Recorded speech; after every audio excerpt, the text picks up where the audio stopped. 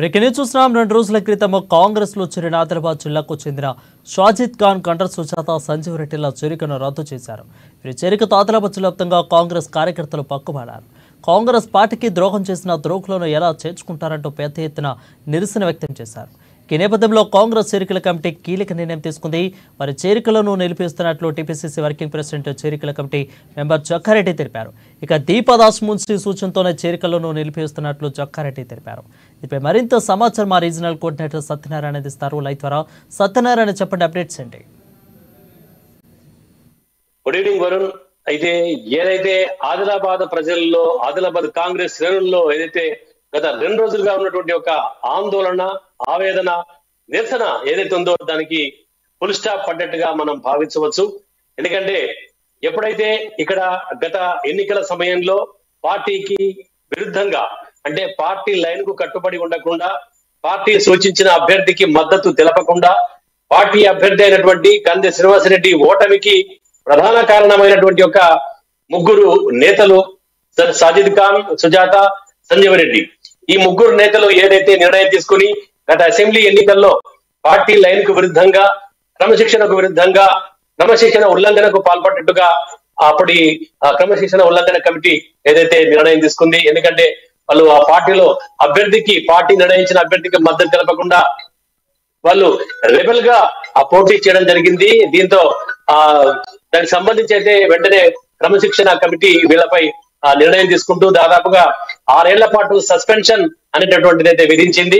దీంతో తర్వాత ఇక ఆ సంఘటన తర్వాత ఎప్పుడైతే తిరిగి మళ్ళీ 2 రోజుల క్రితం గాంధీ భవన్ లో టీపీసీసీ వర్కింగ్ ప్రెసిడెంట్, చేరికల కమిటీ సభ్యుడు జగ్గారెడ్డి ద్వారా తిరిగి పార్టీలో వీళ్ళు రావడం చూసి ఆ సమాచారం అందుకున్నటువంటి యొక్క ఇక్కడ కాంగ్రెస్ శ్రేణులు ఎవరైతే ఉన్నారో వాళ్ళందరూ కూడా భగ్గుమన్నారు.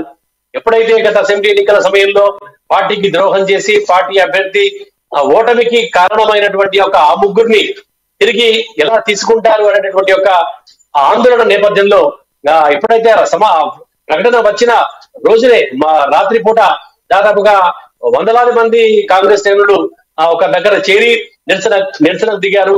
అలాగే ఒక ప్రధానమైనటువంటి ఒక డిమాండ్ అయితే వినిపించారు.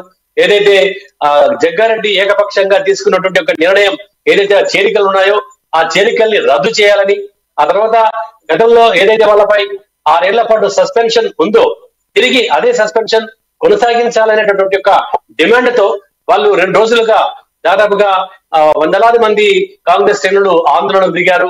మరుసటి రోజు ఉదయం టెంట్ వేసుకుని శిబిరం వద్ద ఈ యొక్క నిరసన కార్యక్రమం అయితే చేపట్టారు. సో ఇదంతా కూడా, ఈ నిరసన కార్యక్రమం ఇదంతా కూడా హైకమాండ్ వరకు వెళ్ళింది. ఎందుకంటే గత ఎన్నికల్లో ఈ 3 వల్లనే పార్టీ ఓడిపోయింది అసెంబ్లీ ఎన్నికల్లో.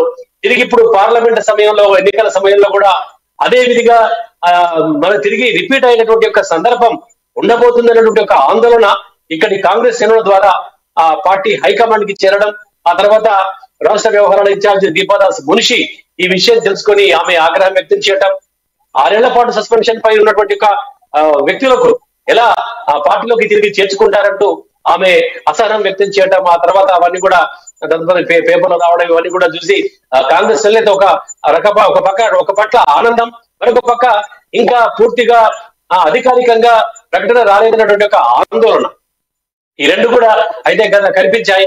కానీ తాజాగా ప్రస్తుతం వచ్చినటువంటి యొక్క ఏదైతే ప్రెస్ నోట్ ఉందో టీపీసీసీ వర్కింగ్ ప్రెసిడెంట్ అలాగే చేరికల కమిటీ సభ్యుడు తూర్పు జయప్రకాష్ రెడ్డి జగ్గారెడ్డి ఏదైతే ఒక ప్రెస్ నోట్ అయితే విడుదల చేశాడో దానికి సంబంధించి ఇక్కడ కాంగ్రెస్ శ్రేణులు అయితే హర్షం వ్యక్తం చేస్తున్నాయి, ఆనందం వ్యక్తం చేస్తున్నాయి. ఎందుకంటే వాళ్ళు ఏదైతే తమ ఆందోళనకు తగిన న్యాయం జరిగిందిగా వాళ్ళు భావిస్తున్నారు. ఎందుకంటే గతంలో పార్టీకి ద్రోహం చేసినటువంటి వ్యక్తులు మళ్ళీ తిరిగి పార్టీలోకి వచ్చి తర్వాత ఇప్పుడు పార్లమెంట్ ఎలక్షన్ లో ఒక ఊపు మీద, ఒక జోష్ మీద ఉన్నటువంటి ఒక కాంగ్రెస్ పార్టీకి నష్టం చేసేటటువంటి ఒక సందర్భం ఉండబోతుందేమో అనే ఒక ఆందోళన ఇక్కడి కాంగ్రెస్ శ్రేణులు అయితే వ్యక్తమైంది.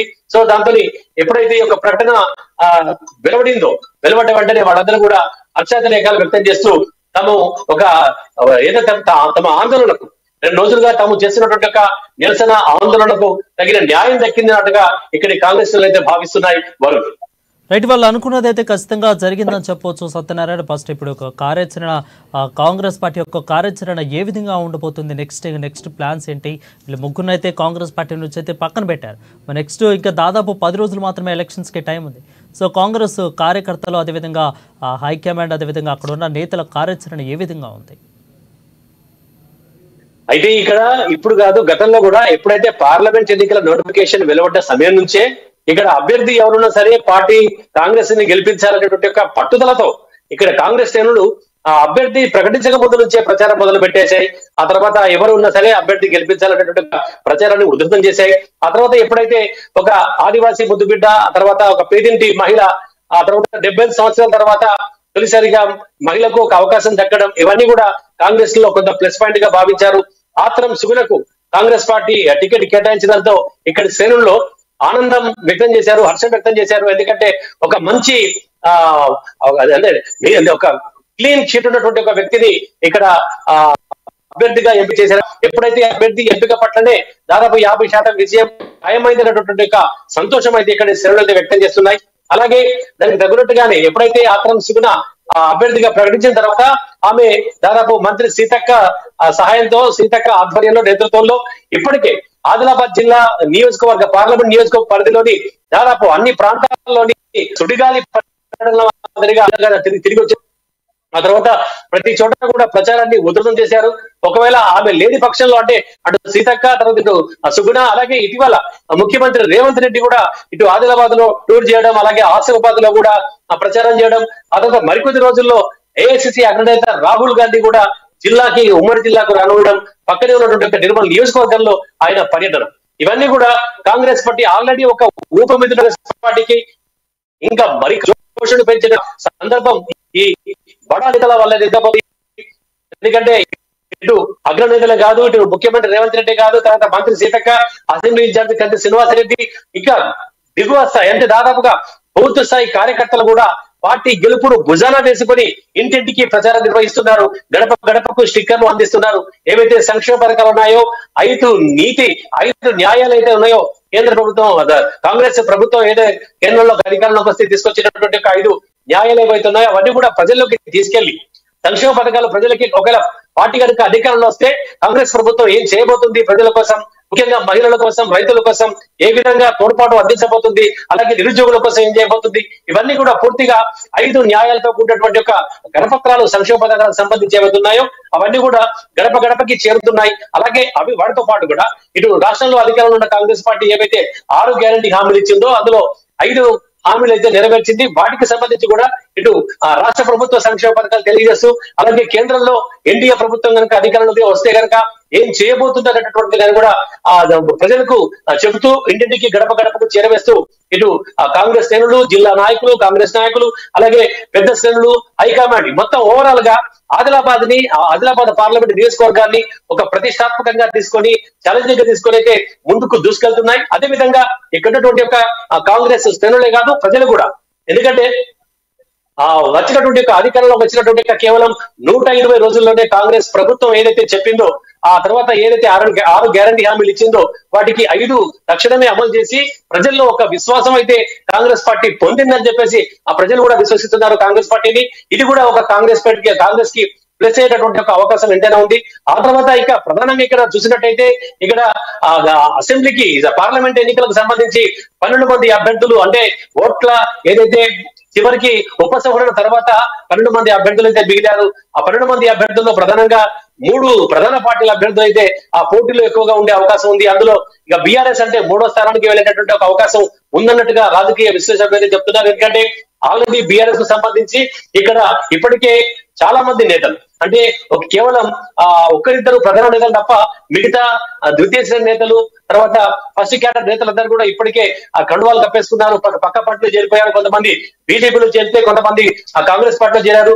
తాజాగా నిర్మల్ కు సంబంధించి నిర్మల్ జిల్లాలో మాజీ మంత్రి ఇంద్రకరణ్ రెడ్డి కూడా నిన్ననే కాంగ్రెస్ కండువా కప్పుకోవడంతో అక్కడ కూడా కాంగ్రెస్ పార్టీ పూర్తిగా బలోపేతమైనటువంటి ఒక సందర్భం. అలాగే గత ఎన్నికల్లో ఎవరైతే మాజీ ఎమ్మెల్యేలు ఉన్నారో వాళ్ళందరూ కూడా ఇప్పటికే ఇటు కోడెల కోనప్ప కావచ్చు, అలాగే అటు ముదలకు సంబంధించిన బిడ్డలు కావచ్చు, వీళ్ళందరూ కూడా ఆల్రెడీ కాంగ్రెస్ కండువా కప్పుకోవడంతో కాంగ్రెస్ పార్టీ నియోజకవర్గాల వారీగా అయితే పార్లమెంట్ ఆ పరిధిలో ఉన్నటువంటి ఒక 7 అసెంబ్లీ నియోజకవర్గాలు ఏవైతే ఉన్నాయో 7 అసెంబ్లీ నియోజకవర్గాల్లో కాంగ్రెస్ పార్టీ పూర్తి పటిష్టంగా తయారవుతోంది. అలాగే ఇక్కడ ఉన్నటువంటి ఒక జిల్లా ఇన్ఛార్జ్ మంత్రి సీతక్క నేతృత్వంలో అసెంబ్లీ ఇన్ఛార్జ్ కంది శ్రీనివాసరెడ్డి మిగతా 7 అసెంబ్లీ ఇన్ఛార్జీలు రోజు రోజుకు ఆ పార్టీలో చేరికలతో మరింత బలోపేతంగా తయారవుతుంది. సో ఇటు చేరికలు ఆ తర్వాత ఇటు ప్రభుత్వం చేస్తున్నటువంటి ఒక సంక్షేమ పథకాలు, అలాగే కేంద్రంలో అధికారంలోకి వస్తే ఇండియా కూడా చేయబోయేటటువంటి యొక్క సంక్షేమ పథకాలు ఇవన్నీ కూడా ప్రజల్లోకి ముమ్మరంగా తీసుకెళ్తూ గడప గడపకు